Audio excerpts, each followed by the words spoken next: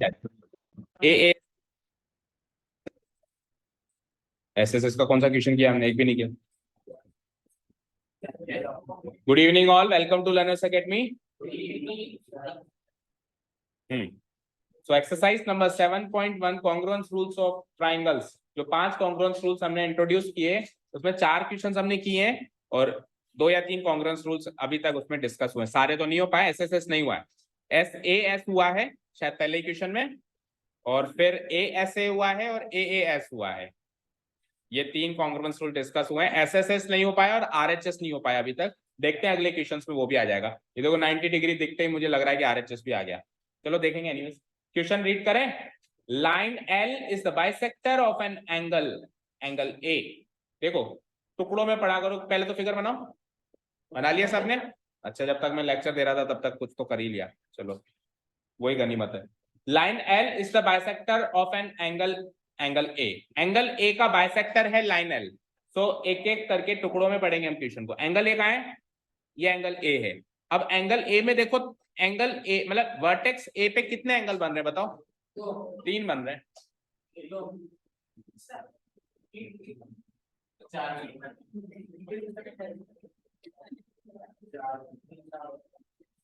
You're talking about reflex angle, तो reflex भी 2 बन रहे हैं, फिर तो 5 हो। बट रिफ्लेक्स एंगल को एक बार भूल जाओ। अब कितने बन रहे हैं? 3 एंगल बन रहे हैं। बोलो। देखो एक एंगल तो ये वाला, एक एंगल ये वाला, ये भी ए पे बन रहा है, और एक ये टोटल एंगल ये भी ए पे बन रहा है। तो 3 एंगल बन रहे हैं। ठीक है, तो ये क्या कह रहा है कि लाइन एल जो है एंगल ए की बाइसेक्टर है। अब जब आपको पता नहीं है कि एंगल ए में कौन से एंगल ए की बात हो रही है तीनों में से, तो आप हमेशा ओवरऑल सबसे बड़ा एंगल उठाओगे।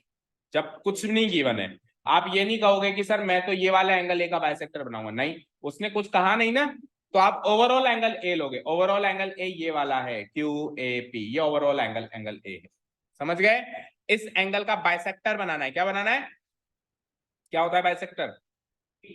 जो बीचों बीच से निकले और उस एंगल को 2 हिस्सों में तोड़ दे, 2 इक्वल पार्ट्स में तोड़ दे, आधा इधर और आधा इधर। So you can see this line, ये लाइन एल जो है ये बाइसेक्टर का काम कर रही है। चेक करो। ठीक है, बीचों बीच निकल रही है, तो आधा एंगल तो ऊपर बच गया और आधा एंगल नीचे बच गया। सो इसको रीड आउट करो, क्यू ए बी। आधा एंगल ऊपर बचेगा जो ये होगा, और नीचे वाला बताओ पी ए बी। आधा एंगल जो बचेगा नहीं। हाँ क्या? हाँ जो, क्यों? तो जयपुर लेके जाएगा? करण कहाँ है? अभी आया है क्या वहां पे? बोला उसको नीचे। हाँ, तो ये वाला एंगल इस वाले एंगल के बराबर है। ओके, ये वाला एंगल इस एंगल के बराबर है। आगे बढ़ते हैं। BP and PQ are perpendiculars from B to the arms of angle A. Angle A के 2 आर्म्स देखो। हर एक एंगल के 2 आर्म्स होते हैं, 2 भुजाएं जिसको अपन बोलते हैं। तो ओवरऑल जो एंगल A है, जब जब वो एंगल A बोल रहा है, 3 लेटर में ना बोल रहा है, सिंगल लेटर में बोल रहा है एंगल A, तो हम ओवरऑल एंगल A ही मानेंगे। ठीक है, तो ओवरऑल एंगल A के जो 2 आर्म्स हैं वो पता लगाओ। एक आर्म तो ये गया और एक आर्म ये गया, यही तो होंगे इसकी भुजाएं। हाँ जी, कहां थे? और अब कहां जा रहे हो? तो केवल कॉपी लेने आए जयपुर से यहाँ पे? इस क्लास के बाद बात करेंगे, थोड़ा घूम के आओ आधे घंटे बाद। जाओ जाओ जाओ। हाँ ठीक है। सो कहां थे हम? तो इस एंगल ए के जो 2 आर्म्स हैं, इन 2 आर्म्स पर उन्होंने क्या किया चेक करते हैं। इन 2 आर्म्स पर उन्होंने बीपी और बीक्यू नामक 2 परपेंडिकुलर्स बनाए। चेक करो, ये बीपी इस पे परपेंडिकुलर बन गया, बन गया। यानी कि एक ऐसी लाइन जो 90 डिग्री पे इंटरसेक्ट करे उसको परपेंडिकुलर बोलते हैं। तो बीपी जो है इस भुजा पे परपेंडिकुलर बन गया, और बीक्यू जो है वो उस भुजा पे परपेंडिकुलर बना है। समझ गए? दैट मींस ये वाला एंगल एंड ये वाला एंगल 90 डिग्रीज के हैं। समझ गए? क्लियर है? आगे बढ़ते हैं। शो दैट, फिर कुछ कुछ बातें हैं जो प्रूव करनी है। तो पहले तो देखो 2 ट्राइंगल दिख रहे हैं, उन्हीं को उन्होंने कॉन्ग्रुएंट प्रूव करवाया है। एपीबी, एपीबी ये नीचे वाला ट्राइंगल, फाइन। और ए क्यू भी, ये ऊपर वाला ट्रायंगल, ये दोनों triangle, triangle number 1 triangle number 2, ये दोनों एक दूसरे से परपेंडिकुलर प्रूव करवाना चाह रहे हैं। और जैसे ये परपेंडिकुलर होंगे तो इन्हीं की सीपीसीटी से मिलेगा। देखो बी पी बी क्यू मिल रहा है, बोलो। इन्हीं की सीपीसीटी से हमको अगला रिजल्ट मिल जाएगा, बीपी बराबर बी क्यू। और अगर बीपी और बी क्यू बराबर हो गए, बी पी और बी क्यू ये दोनों साइड्स अगर बराबर हो गई, तो उसको हम दूसरे शब्दों में क्या कह सकते हैं, B is equidistant from the arms of angle A. Angle A के दोनों आर्म्स से, ये एंगल ए का एक आर्म और ये एंगल ए का दूसरा आर्म, इन दोनों आर्म्स से बी जो है बराबर की दूरी पर है ना। बी इससे जितना दूर है, बी उससे भी उतना ही दूर है, क्योंकि बीपी और बीक्यू बराबर हो गए ना। मान लो बीपी और बीक्यू दोनों 4-4 सेंटीमीटर के हैं, तो बी इस आर्म से भी 4 सेंटीमीटर दूर है और बी उस आर्म से भी 4 सेंटीमीटर दूर है। तो इस बात को अपन बीपी इक्वल टू बीक्यू भी बोल सकते हैं, या फिर ऐसे स्टेटमेंट में भी बोल सकते हैं कि B is equidistant from the arms of angle A. Okay, ठीक है, क्वेश्चन समझ में आया, फिगर ड्रॉ हो गया। ओके, चलो तो गिवन पॉइंट्स नोट डाउन करो।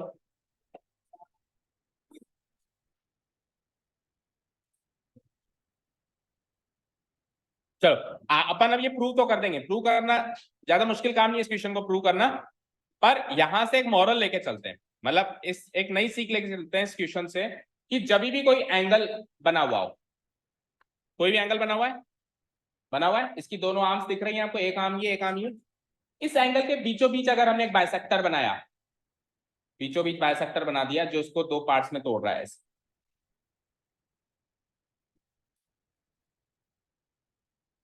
ठीक है, बना दिया बाइसेक्टर, ये इस एंगल को दो पार्ट्स में तोड़ रहा है। तो इस बाइसेक्टर पर लाई करने वाला कोई भी पॉइंट ले लो जो आपकी मर्जी है, जैसे मैंने यहां ले लिया, एक पॉइंट ले लिया, ले लिया, बी यहां पे ले लिया, तो ये बी इससे और इससे बराबर की दूरी पर होगा। ये प्रूव हो रहा है ना इस क्वेश्चन से। कोई कहे सर मैं थोड़ा आगे लूं, आगे भी ले ले, चल आगे सी ले ले, ये सी भी इन दोनों से बराबर की दूरी पे होगा। जब आप परपेंडिकुलर दूरी नापेंगे ना दोनों की, इस आर्म से और इस आर्म से, बराबर की दूरी पे होगा। तो moral of the story is कि किसी एंगल के एंगल बाइसेक्टर वाली लाइन पर लाए होने वाला कोई भी पॉइंट ले लो, वो उस एंगल की दोनों आर्म्स से बराबर की दूरी पर होता है, इक्विडिस्टेंट होता है। हाँ देखो, कभी भी किसी पॉइंट से किसी लाइन की दूरी देखते हैं ना, तो परपेंडिकुलर दूरी देखते हैं बाय डिफॉल्ट, बोलने की जरूरत नहीं। जैसे मैं सपोज करो मैं एक पॉइंट हूं और सामने दीवार एक लाइन है, अब मुझे अगर उसको छूना है तो मैं ऐसे जाके थोड़ा ना छूंगा, कैसे छूंगा, ऐसे परपेंडिकुलर फॉर्म। तो एक पॉइंट से एक लाइन की दूरी, डिस्टेंस, बोला जाए या ना बोला जाए, हमेशा परपेंडिकुलर डिस्टेंस ही होती है, क्योंकि वही शॉर्टेस्ट होती है।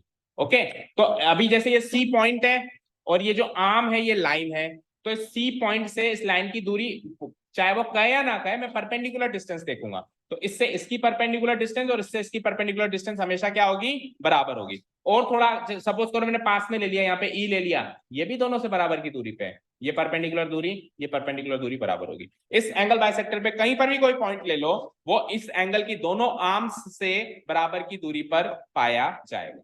इससे जितना दूर होगा उससे भी वो उतना ही दूर होगा। ये मॉरल ऑफ द स्टोरी है, आगे के क्वेश्चंस के लिए और आगे के कॉन्सेप्ट्स के लिए याद रखना। ठीक है, अब इस क्वेश्चन को प्रूव कर दें। ठीक है, कई बार कोई क्वेश्चन ऐसा आ जाता है जैसे ये है कि उस क्वेश्चन को प्रूव करना तो बड़ा आसान है, लेकिन उसको एज ए कॉन्सेप्ट याद रखना पड़ता है आगे के लिए। तो ये कॉन्सेप्ट है अपने आप में कि अगर एंगल बाइसेक्टर पे आप कोई भी पॉइंट ले लोगे तो वो उस एंगल की आर्म से बराबर की दूरी पे होगा। टेक एनी पॉइंट, अब इन्होंने तो एक ही पॉइंट लिया डी, लेकिन आप चाहो जितने ले लो। सपोज करो मैंने यहां ले लिया, अभी देखो आप खुद इमेजिन करो, तो ये भी बराबर की दूरी पे है या नहीं है ना। थोड़ा और दूर ले लोगे तो भी बराबर की दूरी पे हो, पर आपको परपेंडिकुलरली नापना पड़ेगा उसको, है ना। ठीक है, बोलो आर्या, कोई कंफ्यूजन, कोई डाउट? Okay, given points.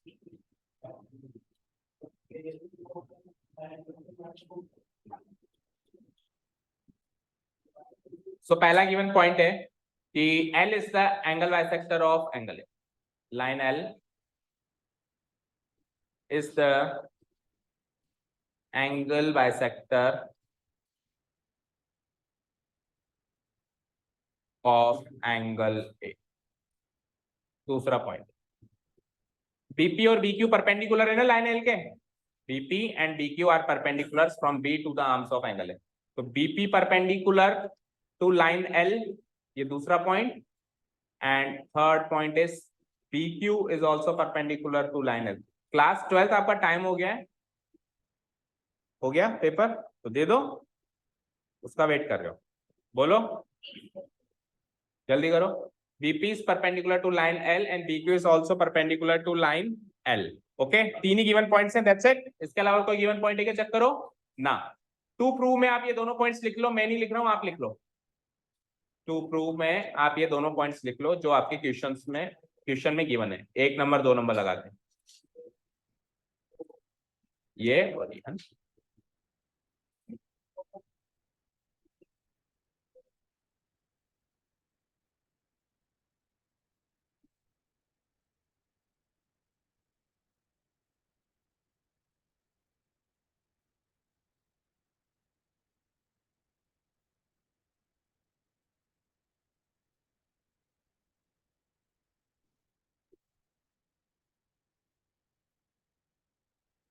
चले प्रूफ सेक्शन पे। तो दो ट्रायंगल को कॉन्ग्रुएंट प्रूव करना है, क्राइटेरिया सोचो कौन सा है 5 में से। कल टाइम मॉर्निंग में आ जाओ, स्कूल की छुट्टियां तो ना लगी, अभी लग गई। चलो अभी मैं 11th वाले से पूछ के बताता हूँ, ठीक है।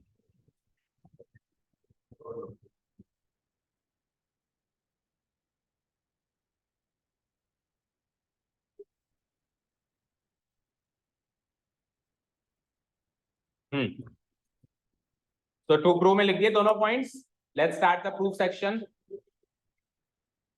जब फिगर भी तो देखना पड़ेगा, ओके। हाँ, तो दो ट्रायंगल्स को कॉन्ग्रुएंट प्रूव करना है भाई। ट्रायंगल्स दिख रहे हैं दोनों, नहीं देख रहे हैं? तो टेल मी द क्राइटेरियन, बोलो अक्षत, क्या क्या बातें इसमें बराबर दिख रही है, कौन सा क्राइटेरियन इस्तेमाल कर सकते हैं? AAS यानी दो एंगल और एक साइड। बोलो दो एंगल कौन कौन से हैं, आओ।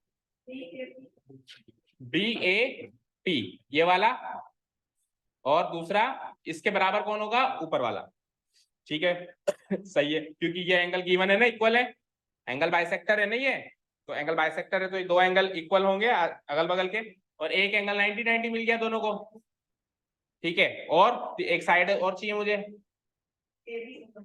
AB common side. AB side जो है इस ट्रायंगल में भी फॉल होती है और उस ट्रायंगल में भी फॉल होती है, लेकिन AB साइड इन दोनों एंगल के बीच की साइड है या नहीं है, बोलो जतिन, है।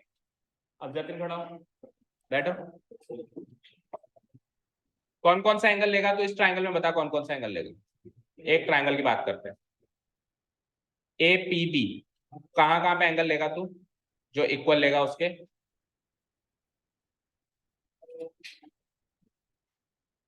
ट्रायंगल में कितने एंगल्स हैं, ये दो ही एंगल्स हैं इस ट्रायंगल में। एक ट्रायंगल में कितने एंगल्स होते हैं, एक ट्रायंगल में कितने एंगल्स होते हैं, एक ट्रायंगल में कितनी साइड्स होती हैं, और एंगल्स कितने होते हैं, एक ही होता है, दो ही होते हैं, चार होते हैं। अच्छा, तीन एंगल होते हैं, तीन एंगल दिख रहे हैं इसमें, कहाँ कहाँ है इस ट्रायंगल में, APB, तीन एंगल दिख रहे हैं क्या आपको, बोलो तीनों के नाम बोलो। पहला एंगल कहाँ दिख रहा है,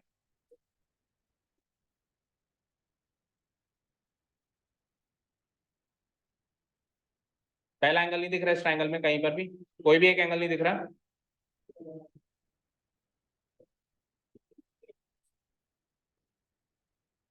एंगल क्या होता है ये पता है, पता है क्या होता है,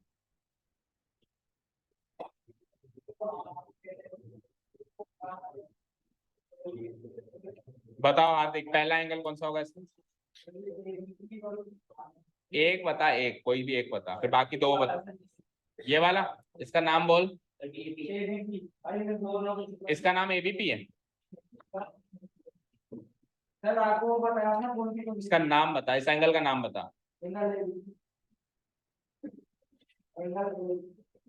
एंगल ए पी, आगे बोल, बी। बीच वाला लेटर क्या है? एंगल कहाँ बनाया तूने? एंगल जिस वर्टेक्स पे बनता है वो बीच में नहीं आता क्या? अब बता इसका सही नाम। बी।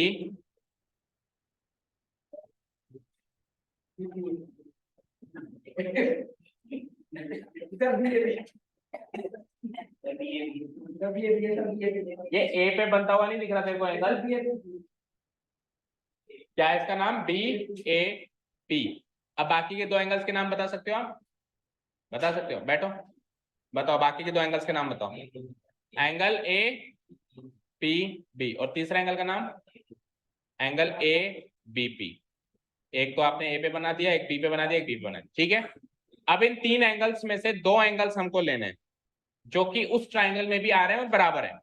तो कौन से दो एंगल्स हैं इस इन तीन में से जो उस ट्राइंगल के किसी दो एंगल्स के बराबर है? ये वाला और ये वाला, इनमें से कौन से तीन में से कौन से दो एंगल हम ले सकते हैं जो उस ट्राइंगल में भी बराबर है? एक तो बी ए पी, एक तो ले लिया हमने बी ए पी, मतलब ये वाला, और दूसरा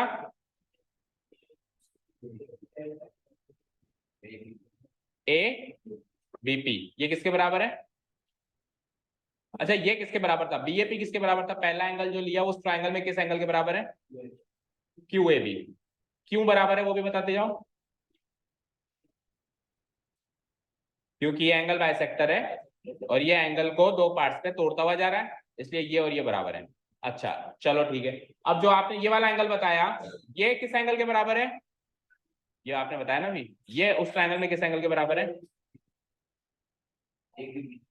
ए क्यू बी। अच्छा, ये एंगल इसके बराबर है? लग रहा है आपको बराबर? दिखने से भी लग रहा है क्या? ये तो एपीबी के बराबर। तो अब आप मुझे बताओ, आप कौन सा एक एंगल तो आपने सही ले लिया, दूसरा एंगल ये वाला लोगे या ये वाला लोगे? क्या लोगे? एपीबी। क्या लोगे? एपीबी। और उधर ये एंगल किसके बराबर होगा दूसरे वाले ट्रायंगल में?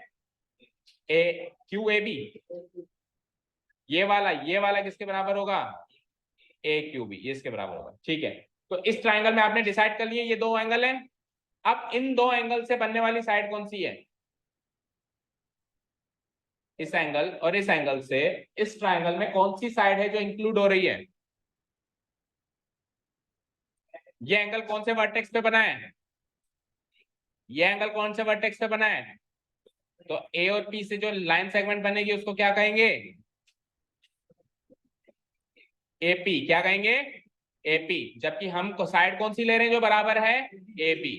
तो जो हम साइड ले रहे हैं ए बी, वो इन दोनों के बीच की साइड है या नहीं है? है।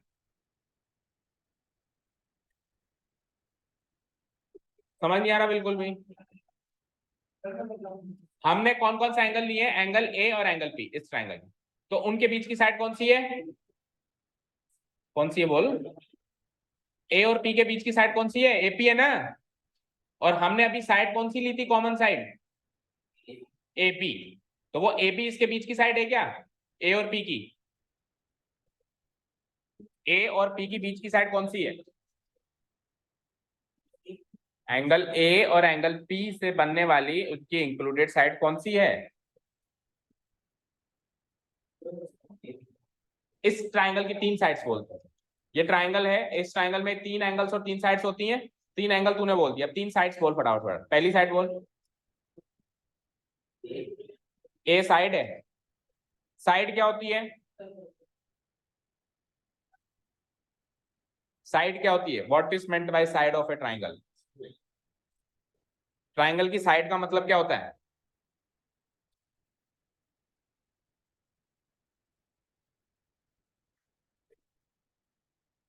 किस किस को पता है कि ट्राइंगल की साइड क्या होती है? हाथ खड़े करो। ट्राइंगल की साइड का मतलब क्या होता है? अच्छा, कौन कौन इस ट्राइंगल की तीन साइड्स गिनवा सकता है?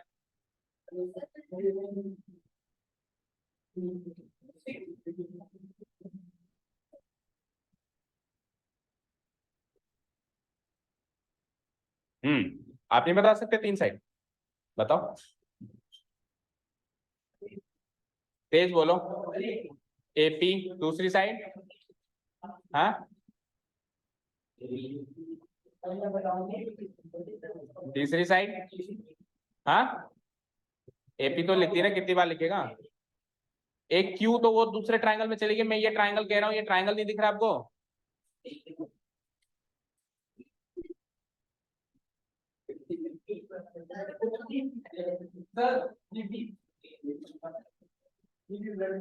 हाँ तीसरी साइड, बैठो। सीधी, कौन से साल में, कितने सैकड़ों साल में बताते हैं आपको? सीरियसली ये नहीं पता कि ट्रायंगल की साइड का मतलब क्या होता है? हाँ ट्रायंगल में क्या क्या चीज, ये एक ट्रायंगल, इधर देखो स्क्रीन पे, ये एक ट्रायंगल है। इस ट्रायंगल का नाम रख दिया हमने एबीसी। इस ट्रायंगल में कितनी साइड्स हैं? कितनी है? तो इस साइड, मैं पूछ रहा हूँ साइड का मतलब क्या होता है, आपको ही नहीं पता साइड का मतलब क्या होता है? उसकी भुजाएं। तो उसकी भुजाएं जब मैंने आपसे पूछा तो आपने कहा ए भुजा कैसे हो सकती है? ये तो पॉइंट है, ये तो वर्टेक्स है, ये तो वो वर्टेक्स है जहां पे दो भुजाएं मिल रही हैं। साइड पूछी थी मैंने, साइड, साइड तो एक लाइन सेगमेंट होती है, जैसे ए बी, बी सी, ए सी। अब आओ वापस पीछे। तो मेरा सवाल ये था कि एंगल ए और एंगल पी से इंक्लूडेड साइड जो बन रही है वो कौन सी है इन तीनों में से? ए से और पी से जो इंक्लूडेड साइड बन रही है वो कौन सी?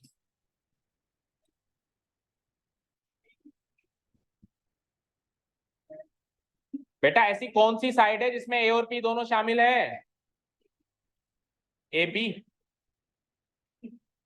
ए और पी दोनों शामिल हैं, ऐसी कौन सी साइड है? ये ए और पी नहीं दिख रहे आपको दोनों शामिल, तो क्या बोलेंगे इस साइड को? खड़ा हो, स्टैंड अप, खड़ा हो, खड़ा हो। इस साइड को साइड एपी बोलेंगे ना बेटा, तो क्यों नहीं बोल रहे हो? तो सेकंड क्लास के बच्चे को भी बता सकता है। ए से और पी से बनने वाली साइड एपी नहीं बनेगी क्या? तो बोलो ना इनमें से सर साइड एपी बनेगी ए और पी से, कौन सी बनेगी? Side AP. और अभी जब हम इक्वल साइड ले रहे थे तो हम ले रहे थे साइड ए बी, कौन सी ले रहे थे? तो हमने ए और पी से बनने वाली साइड कहां ली? हम तो साइड ए बी ले रहे हैं, जबकि ए और पी से तो साइड ए पी बनती है। तो बीच की साइड नहीं ले रहे हैं, बगल की साइड ले रहे हैं, तो कौन सा कॉन्ग्रुएंस रूल लगेगा? जब हम बगल की साइड लेते हैं तो कौन सा कॉन्ग्रुएंस रूल लगता है? ए ए एस। धन्य हो प्रभु।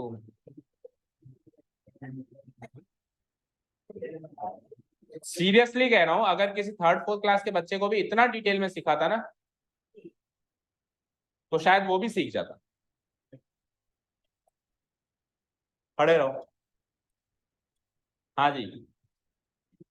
तो ये एंगल के बराबर, ये एंगल के बराबर, तो इस दो एंगल से बनने वाली साइड है एपी, इस दो एंगल से बनने वाली साइड है एक्यू। लेकिन ना हम एपी और एक्यू, हम एपी को एक्यू के बराबर नहीं ले रहे हैं। हम कौन सी साइड है जो दोनों में बराबर लेने वाले हैं? A B. तो हम इनके बीच की साइड नहीं ले रहे हैं, that means we will use angle angle side congruence rule. ठीक है, चलिए तो अगर हम ये वाला कॉन्ग्रुएंस रूल यूज करेंगे, अच्छा ये वाला एंगल इक्वल क्यों होगा? क्योंकि ये परपेंडिकुलर है। ये वाला एंगल इक्वल क्यों होगा? क्योंकि परपेंडिकुलर है। ये वाला एंगल इक्वल क्यों होगा? क्योंकि ये एंगल बाइसेक्ट है। चलो जो दो ट्राइंगल्स को आपको कॉन्ग्रुएंट प्रूव करना है उनको इंट्रोड्यूस कर देते हैं। हेयर इन, अच्छा टू प्रूव में नहीं लिखना, सॉरी प्रूफ में लिखना। टू प्रूव में तो आपने दोनों पॉइंट्स लिख दिए, प्रूफ।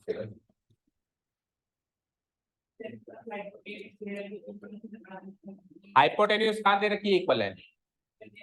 अगर हाइपोटेन्यूज इक्वल दे रखी होती तो आरएचएस निकालते हैं, पर हाइपोटेन्यूज इक्वल दे रखी है वैसे देखा जाए तो। लेकिन फिर हाइपोटेन्यूज, ये इसकी हाइपोटेन्यूज है, ये इसकी हाइपोटेन्यूज है, और ए बी के बराबर होगी, तो हाइपोटेन्यूज इक्वल गिवन है। पर हाइपोटेन्यूज के साथ फिर एक साइड और चाहिए ना, आर एच एस, तो राइट एंगल मिल गया। हाइपोटेन्यूज मिल गई, लेकिन तीसरी कोई साइड नहीं मिल रही है, उसके बदले में एंगल मिल रहा है, तो साइड का काम एंगल थोड़ा ना करेगा, आर एच ए थोड़ी ना, राइट एंगल हाइपोटेन्यूज एंगल ऐसे थोड़ी ना, राइट एंगल हाइपोटेन्यूज साइड है, इसलिए आरएचएस यहाँ पे इस्तेमाल नहीं हो सकती। ऐसा जरूरी नहीं होता कि 90 डिग्री का एंगल मिल गया तो आरएचएस ही लगेगी, हाँ डाउट जरूर क्रिएट होता है कि 90 डिग्री का एंगल मिल गया शायद आरएचएस लग सकती है, लेकिन तीनों चीजें मिलनी चाहिए, एक राइट एंगल मिलना चाहिए, एक हाइपोटेन्यूज इक्वल मिलनी चाहिए दोनों ट्रायंगल्स की, और एक तीसरी साइड हाइपोटेन्यूज के अलावा तीसरी साइड भी मिलनी चाहिए जो दोनों की इक्वल हो। तो यहाँ पे तो केवल हाइपोटेन्यूज इक्वल मिल रही है, तीसरी साइड तो इक्वल मिल नहीं रही, ना ये वाली साइड इस वाली साइड के इक्वल मिल रही है, ना ये वाली साइड इस वाली साइड के इक्वल मिल रही है, केवल हाइपोटेन्यूज है जो इक्वल है, तो उसको हाइपोटेन्यूज ना मानते हुए एक साइड मानो बस, और ए एस लगाओ, ए एस में वो साइड का काम करेगी, ठीक है, क्लियर। चलो so write down here in triangle, triangle name क्या है, ए पी डी, एंड दूसरा ट्राइंगल ए क्यू बी, इन दोनों ट्राइंगल्स के अंदर सबसे पहले तो हम एंगल्स ले लें, सबसे पहले एंगल ले लेते हैं, तो पहला एंगल जो ए पे बन रहा है, तो इस ट्राइंगल में जो ए पे एंगल बन रहा था वो क्या था, एंगल पी ए टी, और उस वाले ट्राइंगल पे जो ए पे एंगल बनेगा वो क्या होगा, P A Q, flow match करो फटाफट से, करेक्ट है क्या, बी ए पी और इधर बी ए क्यू, ओके करेक्ट है, ठीक है। इसका रीजन हम ये डालेंगे क्योंकि ऑलरेडी गिवन है ना कि लाइन एल जो है एंगल ए का बाइसेक्टर है, because line L bisects angle A,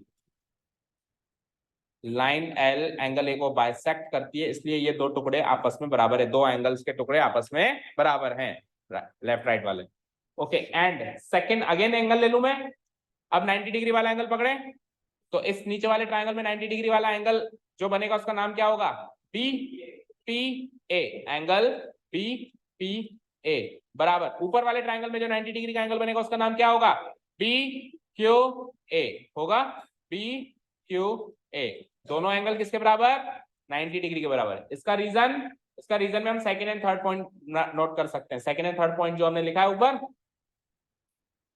दोनों को एक ही साथ नोट कर देंगे, बिकॉज बीपी परपेंडिकुलर है लाइन एल के, एंड बीक्यू भी परपेंडिकुलर है लाइन एल के, ठीक है, हो गया यहां तक। और तीसरा क्या लेना है पॉइंट, साइड, तो साइड कौन सी है जो दोनों की इक्वल है, ए बी, तो ए बी भी सेम फ्लो में आ रही है, चेक करो, ए बी और इधर भी A B, so A B बराबर A B, and A B equal to A B, क्या रीजन आएगा इसका, common side,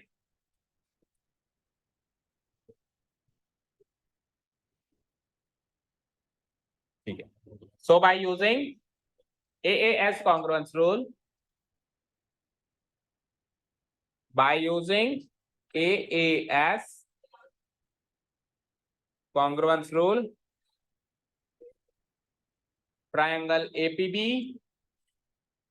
triangle APB is congruent to triangle AQB। तो पहला क्वेश्चन यहाँ पे प्रूव हो जाता है, लिख दो हैंस प्रूव, ये तो हो गया पहले क्वेश्चन का सॉल्यूशन या एक्सप्लेनेशन जो भी कहो, क्वेश्चन नंबर 1 का सॉल्यूशन। सेकंड करें अब सेकंड के लिए ये ऑलरेडी गिवन पॉइंट बन जाएगा जो अभी हमने प्रूव किया है, हो गया आपका नोट डाउन, क्या, हाँ प्रूव्ड अबव करके लिखेंगे, सेकंड क्वेश्चन मार्क करके वापस ये लाइन लिख देंगे प्रूव्ड अबव, और फिर उसके नेक्स्ट लाइन में जो भी हमसे पूछा है, क्या पूछा है, बीपी बराबर डीक्यू बाय सीपी सीटी, हो गया। चलो क्वेश्चन नंबर सेकंड पे आ जाओ, नाउ वी हैव, तो अब हमारे पास ऑलरेडी जो पहले हमने प्रूव किया वो बात तो हमारे पास ऑलरेडी है, क्या प्रूव किया हमने, क्या statement, triangle APB congruent to triangle AQB, ये ऑलरेडी है हमारे पास, क्यों क्यों कहेगा, किस चीज का कंपटीशन है, कंपटीशन किस चीज का है? ड्रामा। तो वैसे ही ड्रामेबाज है, ठीक है। Proved above triangle APB congruent to triangle AQB. अब आयो तो क्वेश्चन पूछ लिए होंगे आपने, पूछे हैं किसी से? बताओ, आपका तो पेपर ही नहीं है मेरे पास।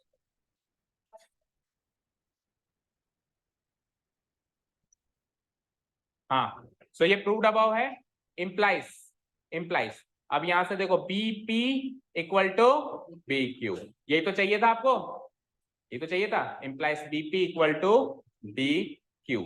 और इसका रीजन क्या डालेंगे? By CPCT. कभी भी कॉन्ग्रुएंट ट्राइंगल कॉन्ग्रुएंट हो चुके हैं और उसके बाद आप उसमें से कॉरेस्पॉन्डिंग पार्ट्स इक्वल बना रहे हो, तो रीजन क्या बनता है? हमेशा बाय सीपीसीटी।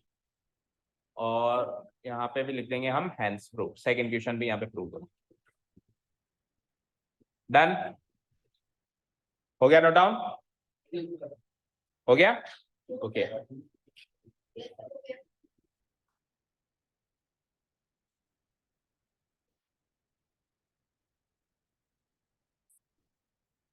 कर दो डिलीट।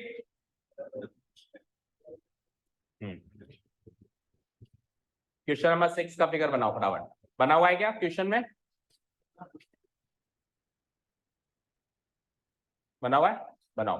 अब ये क्वेश्चन का फिगर बनाना ही सबसे बड़ी चुनौती है ना, ये वाला बन जाएगा? ट्राई करो।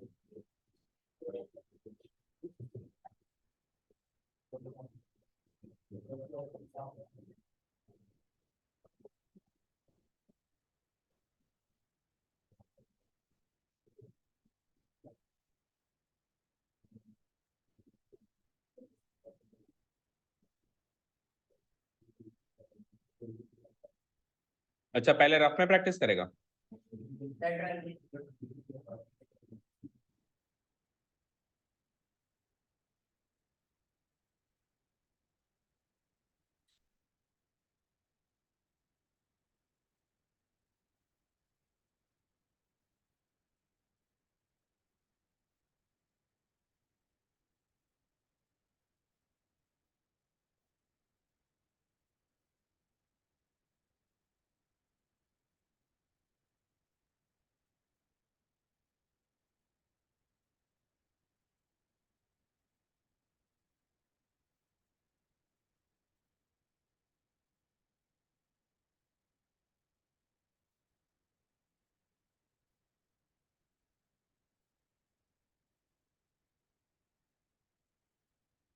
कोई भी मिनट नहीं देगा आरती को, कोई भी चीज नहीं। अपना क्यों नहीं लेके आता है?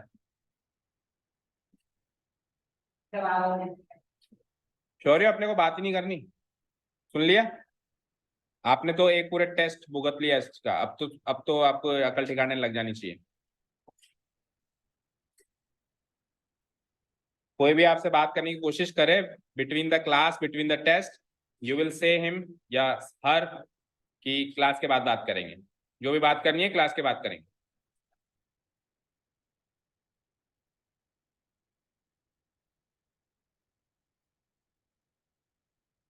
क्योंकि उनका कुछ नहीं बिगड़ेगा, जो बिगड़ेगा हमारा बिगड़ेगा। उनके तो वैसे भी उतने ही मार्क्स आते हैं कि वो रिजल्ट ड्यू के बराबर ही होता है। अभी रिजल्ट ड्यू ज्यादा अच्छा लग रहा है, उल्टा मार्क्स बुरे लगते हैं, रिजल्ट ड्यू लिखा हुआ ज्यादा अच्छा लग रहा है उनके नाम के आगे, पर आपके नाम के आगे अच्छा नहीं लग रहा है। तो बिगड़ा जो है वो आपका है, किसी और का नहीं बिगड़ा है।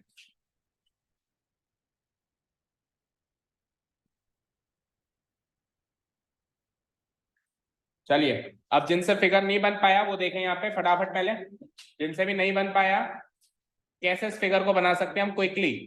तो देखो, फिगर देखते ही सबसे पहले उसमें कौन सी साइड्स इक्वल है, कौन सा एंगल्स इक्वल है, इस पे फोकस किया करो।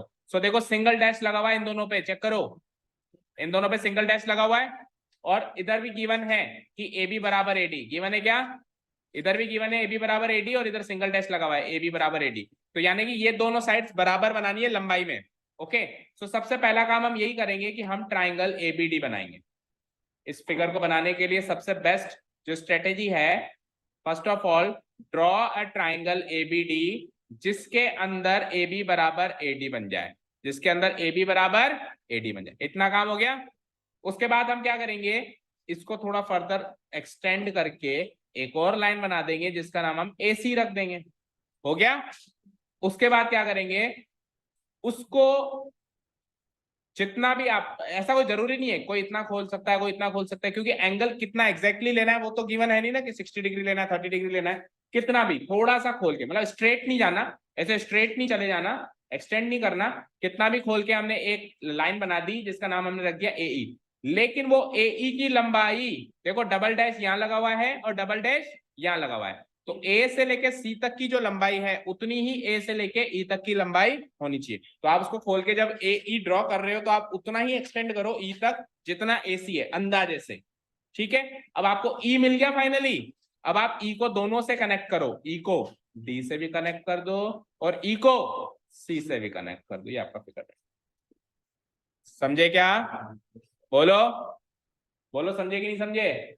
ये लो ब्लैंक शीट पे बताऊं, पहले एक ट्राइंगल, पहले एक ट्राइंगल, फिर इसको यहां से एक्सटेंड करके थोड़ा सा आगे ले गया और एक और ट्राइंगल। ओके, उसके बाद इसको खोल दिया, जितना कितना कितना कहां तक लेके जाना है, ये जब लगभग इतनी लंबाई, जितनी लंबाई ये है ना उतनी लंबाई लेके जानी है। उसके बाद ये ई है, इस ई को इससे भी कनेक्ट कर दो और इस ई को, ठीक है। हाँ जी, तो फिगर बन गया क्या अभी सबका? अब क्वेश्चन रीड आउट करते हैं। इस फिगर के अंदर ए सी बराबर ए, देखो जो क्वेश्चन में दे रखा है ना, एक्चुअली पढ़ने की कहीं जरूरत ही नहीं है, सब कुछ क्वेश्चन में मार्क किया हुआ है। देखो सिंगल डैश, तो फिगर से ही पता चल रहा था कि ये वाली साइड और ये वाली साइड बराबर है, पता चल रहा था। और उसमें भी वही तो दिया हुआ है, देखो ए बी बराबर ए डी। और फिगर से ही पता चल रहा था कि ए सी और ए ई बराबर है, और वो का वही काम उसमें भी दिया हुआ है, दिया हुआ है। आगे बढ़ते हैं। और फिगर में दिया हुआ है, देखो देखो एंगल भी तो दिया हुआ है, ये एंगल वाला मार्क देखो, ये मार्क और ये मार्क, ये दोनों मार्क चेक करो। तो इस एंगल का नाम क्या रखेंगे? बी ए डी, यही रखेंगे। और उस एंगल का नाम क्या रखेंगे, चेक करो, ई ए और ए से सी, तो यही तो दे रखा है, चेक करो। तो हम इन तीनों को ना भी पढ़े तो भी फिगर से ही, तीन गिवन पॉइंट है जो हमको फिगर से ही पता चल रहे हैं। चलो तो गिवन पॉइंट्स डाल दो, ये कि 1 2 3 करके, यही तीनों पॉइंट्स।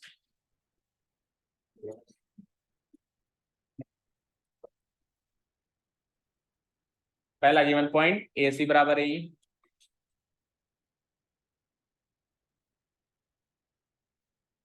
दूसरा गिवन पॉइंट ए बी बराबर A D,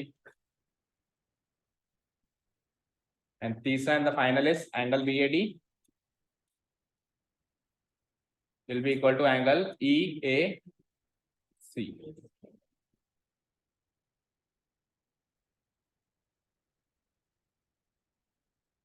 to prove, prove करना है BC इक्वल टू डी, जो भी प्रूव करने के लिए कह रहा है वो लिख दो, BC इक्वल टू। तो प्रूफ सेक्शन स्टार्ट कर दें।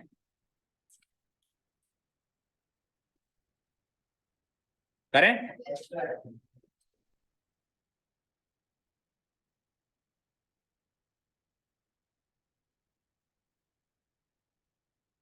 कर दें स्टार्ट? Everyone ready? सब लोग यहाँ देखो, जितनी कॉन्ग्रुएंसी हमने पढ़ी है, हर कॉन्ग्रुएंसी को प्रूव करने के लिए तीन चीजें चाहिए होती हैं, और तीन ही चीजें गिवन है, तो ऑब्वियसली यही चाहिए होंगी, तीन चीजें चाहिए होती हैं। क्वेश्चन में इन तीन चीजों के अलावा कहीं कुछ गिवन ही नहीं है, तो यही वो तीन चीजें रही होंगी जो कि हमको काम आएंगी कॉन्ग्रुएंस रूल्स के लिए। यस और नो? दैट मीन्स इधर देखो स्क्रीन पे, दैट मीन्स ये एक साइड और ये दूसरी साइड और इनके बीच का एंगल आएगा, और ये एक साइड और ये दूसरी साइड और इनके बीच का एंगल आएगा, और angle S A triangle S A S congruence rule से मेरा काम हो सकता है। ये सबसे पहला थॉट हमारे माइंड में आ सकता है, भाई ऐसा हो सकता है। तो कुछ भी लिखने से पहले यहीं पे चेक कर लो कि AC और AB के बीच में एंगल BAD आ सकता है क्या? आ सकता है। AC इधर देखना, और AB के बीच वाला एंगल A पे तो बनेगा, ये तो पता है, लेकिन अगल बगल के वर्टेक्स B और C होंगे ना, तो BAC आएगा ना, BAD कैसे आएगा? आएगा क्या बताओ? नहीं आएगा। चलो इधर आओ।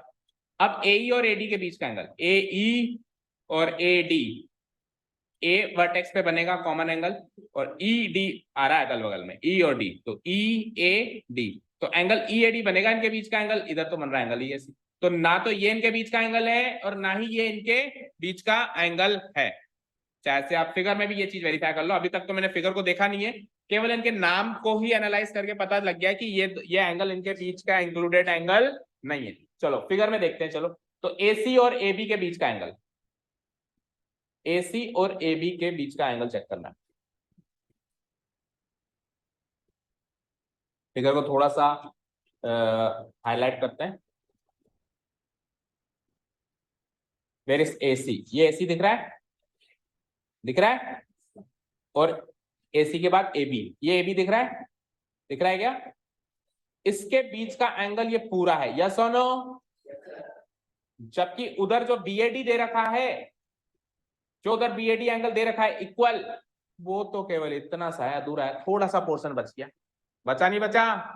देखो एक्चुअली इन दोनों के बीच में तो ये एंगल आ रहा है, ये AC, ये AC, तो पूरा यहां से लेके यहां तक एंगल आ रहा है ना। लेकिन जो गिवन है वो पूरा नहीं गिवन है, BAC ऐसे पूरा नहीं गिवन है, BAD थोड़ा सा कम करके गिवन है। तो थोड़ा सा भी कम गिवन है तो हम उस एंगल को यूज नहीं कर सकते ना, पूरा चाहिए मुझे। ठीक, ये तो उसकी स्टोरी रही। अब दूसरे की स्टोरी रीड आउट करो। दूसरे की स्टोरी क्या है कि AE और AD के बीच का एंगल बताओ। AE, ये देखो AE, ध्यान से देखो, AE और AD का है, ये रहा AD।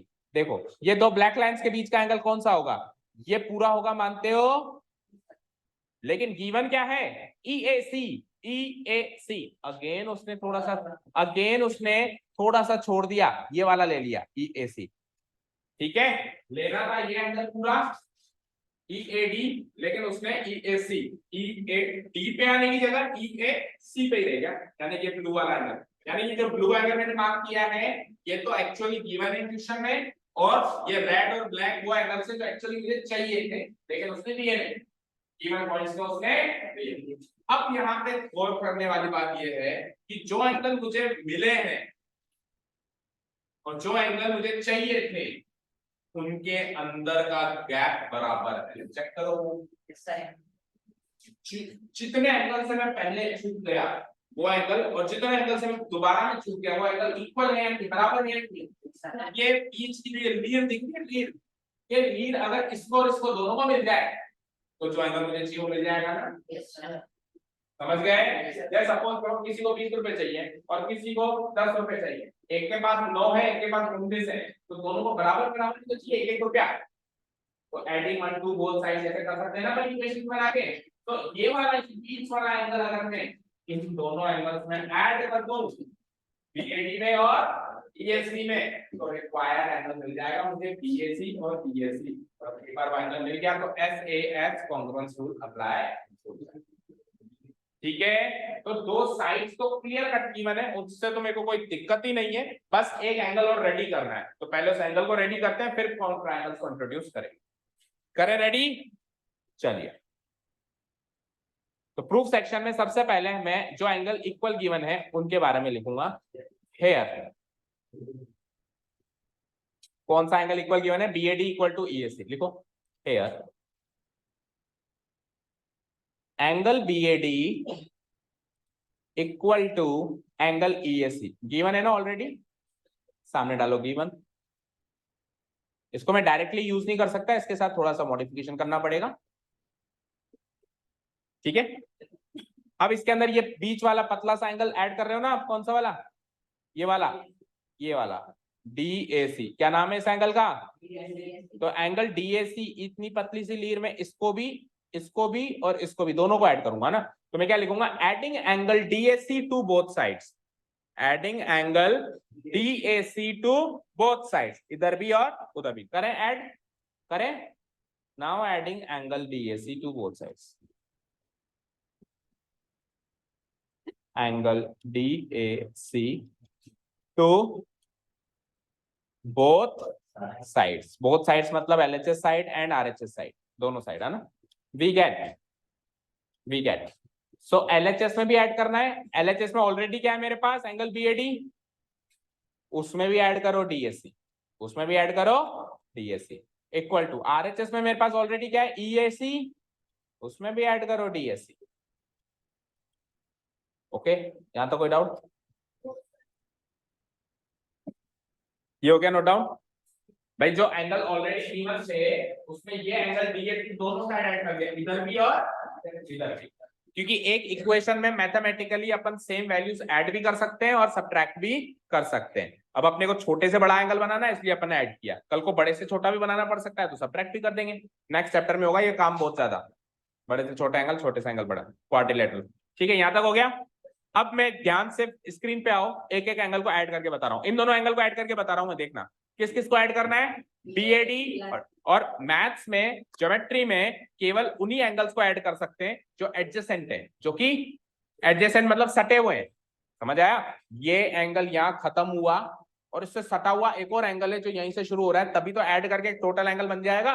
मान लो ये इधर है और ये इतनी दूर है, तो ऐड कैसे होंगे, मर्ज कैसे होंगे? वो नहीं हो सकते ना। तो ऐड वही हो सकते हैं जो एडजेसेंट है, तो ये दोनों एडजेसेंट है, अभी हम फिगर में देखते हैं। बीएडी और डीएसी, ध्यान से देखना, बीएडी बना रहा हूं मैं, देखो बीएडी बना, ये वाला एंगल मार्क हुआ। डीएसी, ये छोटी सी लीर डीएसी बना, ये मार्क हुआ। तो ये और ये मर्ज होके ये टोटल एंगल बन गए। क्या नाम हो गया इनका? बी ए सी। समझ आया? देखो बी ए डी, वापस आया मैं डी ए सी, तो एक साथ ही चला जाऊं बी ए सी, एक साथ ही चला जाऊं ना, बीच की वो लाइन खा गया, मैं ऐड कर दिया उसको, मैंने मर्ज कर दिया, तो टोटल एंगल क्या बन गया मेरा? B A C. ओके, तो मैं इसके आगे लिख दूंगा इम्प्लाइज, अरे ये क्या आ गया, वो डिलीट हो गया क्या?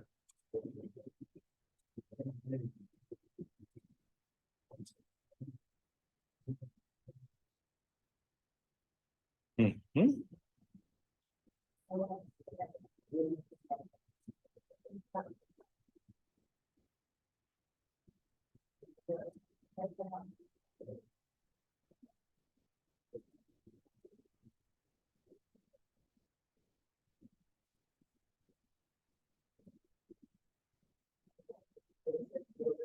डिलीट हो गई, डिलीट पे क्लिक कर दिया, चलो कोई बात नहीं। देखो angle B A C, angle का क्या लिखा था हमने, एक बार वो लाइन वापस बता दो, angle B A D equal to, अच्छा नहीं पहले उससे ऊपर वाली लाइन बताओ, एंगल बी ए डी और एंगल ई ए सी, ये इक्वल, क्वेश्चन में गिवन है ये इक्वल है। ठीक है, उसके बाद फिर मैंने दोनों में कौन से एंगल ऐड कर दिया, एंगल डीएसी इसमें भी ऐड कर दिया और एंगल डीएसी इसमें भी ऐड कर दिया। मैं शॉर्ट में करके बता रहा हूँ, आपने तो लाइन लिखी होगी वो adding angle DAC to both side. ठीक है, अब इन दोनों एंगल को मैंने जोड़ा, तो देखो इधर ही जोड़ के बता देते हैं, ये बी ए डी और वापस गया मैं डीएसी, तो मिलके कैसा एंगल बन गया? बी ए सी बन गया। तो इसके नीचे मैं लिख दूंगा, आप भी लिख लो इम्प्लाइज करके, ये ऐड होके हो गए angle B A C equal to, अब वो वाला एंगल ऐड कर रहे हैं ना, तो इशिका आप बताओगे angle E A C, E A C, okay, कौन सा एंगल मार्क हुआ? ये वाला। ओके, इसमें क्या ऐड करना है? वही सेम डीएसी, दोनों को सेम ही एंगल ऐड करेंगे। डीएसी मार्क कर रहा हूं, देखो मैं डी ए सी, यानी कि ये वाला एंगल, जो बचा हुआ एंगल, तो ये मर्ज होके टोटल एंगल हो गया। इसका नाम क्या होगा जो मर्ज होके टोटल एंगल मिलेगा, इसका नाम क्या हो जाएगा?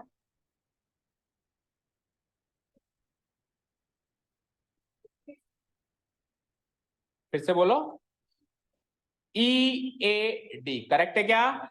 देखो ई A C plus C A D मिलके क्या बन गया? ई ए डी, करेक्ट है? Okay, angle E A D, यहां तक कोई डाउट? अब इसको मैं कॉन्ग्रुएंस रूल में काम में लूंगा, ये वो दो साइड्स के बीच का एंगल चाहिए था जो मुझे मिल चुका है।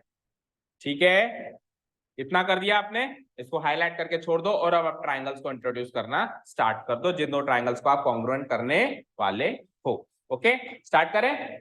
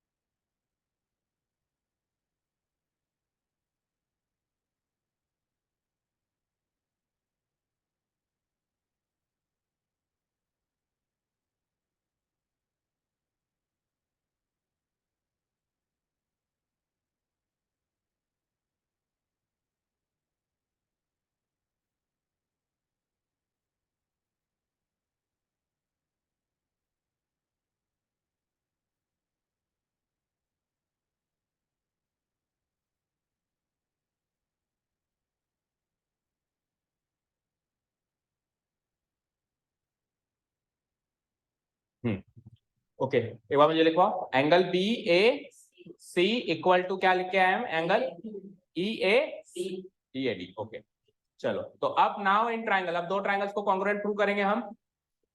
नाउ इन ट्राइंगल, कौन से दो ट्राइंगल को कॉन्ग्रुएंट प्रूव करेंगे बताओ हमको। साइड्स कौन कौन सी इक्वल गिवन है, ए बी बराबर गिवन है किसके, किसके, एडी के, एडी के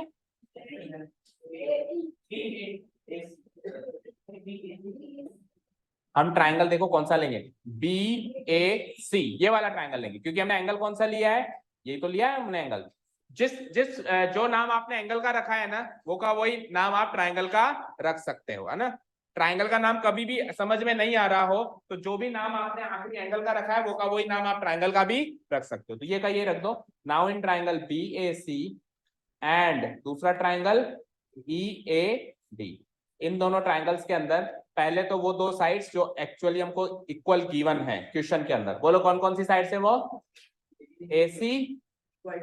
AC इक्वल टू AD और दूसरी and AC equal to AE given है। यार क्या बोलते हो, AC इक्वल टू AE है तो AE बोलो ना, AC इक्वल टू AE, लेकिन देखो AC और AE फ्लो में नहीं आ रहे, चेक करो, AC इधर देखो AD के बराबर हो रही है, हम क्या करेंगे कि वो फ्लो में आ जाए, हम क्या करेंगे वो फ्लो में आ जाए, D को इधर लिख दो, E को इधर लिख दो, क्योंकि एक एंगल को ऐसे ना बोल के ऐसे भी तो बोला जा सकता है ना, तो ट्राइंगल का नाम बदलना पड़ेगा, ट्राइंगल का नाम आप AAD ना रख के DAE रख दो, फिर आपका काम हो जाएगा, DAE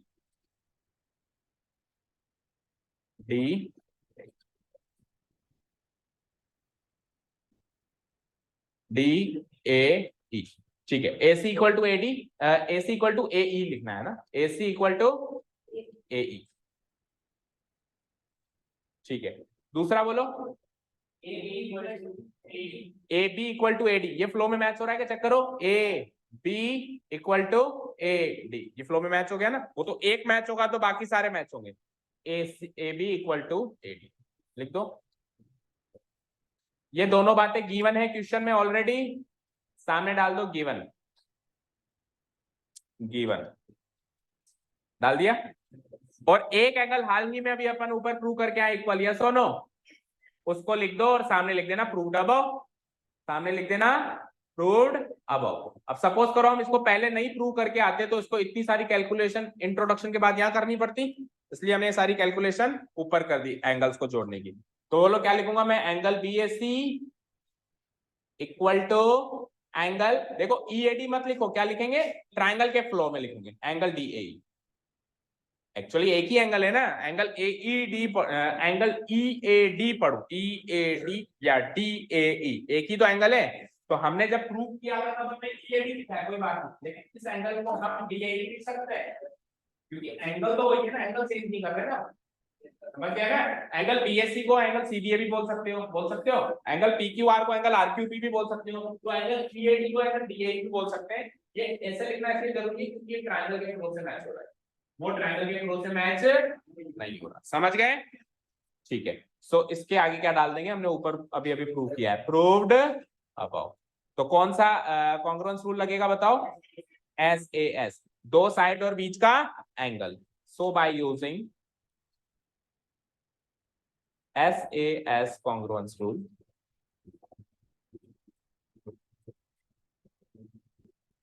triangle BAC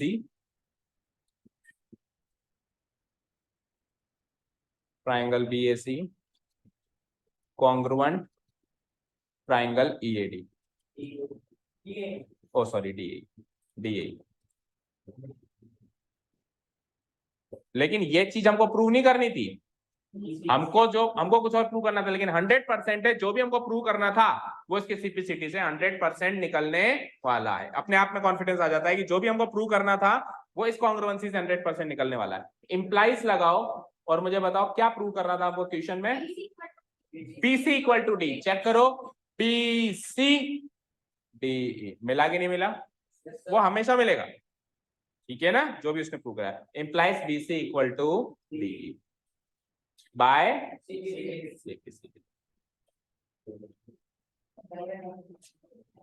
by simplicity और सामने नीचे वो भी लिख दो, हैंड्स टू।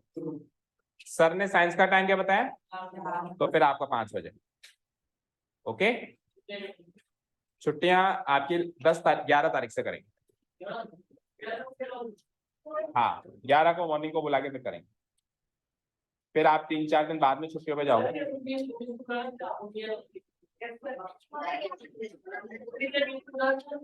11 को शाम को नहीं बुला के सुबह को बुला लेंगे, और फिर उसके बाद 11 का पूरा दिन है आपके पास, दिवाली शाम को मनाओगे ना।